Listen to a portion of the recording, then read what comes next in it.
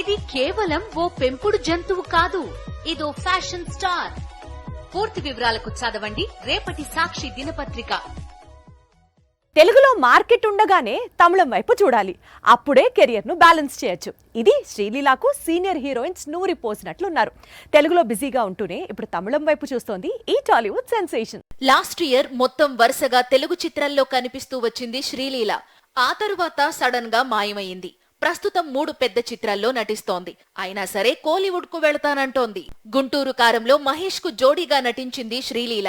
అదే స్పీడ్ లో రవితేజతో మరో మూవీ చేసేందుకు ఇటీవలే డేట్స్ కేటాయించింది. మరోవైపు రాబిన్ హుడ్, ఉస్తాద్ భగత్ సింగ్ లాంటి చిత్రాలు చేతిలో ఉన్నాయి. ఈలోపు బాలీవుడ్ నుంచి సినిమా ఆఫర్ వచ్చినా ఎందుకో నో చెప్పింది. కానీ కోలీవుడ్ నుంచి ఆఫర్ రాగానే వెంటనే ఓకే చెప్పింది. తమిళంలో సూర్యతో ఆకాశం నీ హద్దురా లాంటి సినిమా తీసిన సుధా కొంగర కొద్దిగా గ్యాప్ తరువాత ఇప్పుడు శివకార్తికేయన్తో భారీ చిత్రాన్ని తెరకెక్కించేందుకు సిద్ధమవుతోంది. ఈ మూవీలో శివకార్తికేయన్ కు జోడీగా శ్రీలీల నటించబోతోంది. తనకు ఇదే మొదటి తమిళ చిత్రం. ఉప్పెన తరువాత కొన్ని చిత్రాలు చేసిన కృతి టాలీవుడ్ లో కెరీర్ పీక్స్ లో ఉండగా రకుల్ ఇలాగే కోలీవుడ్ వెళ్లారు.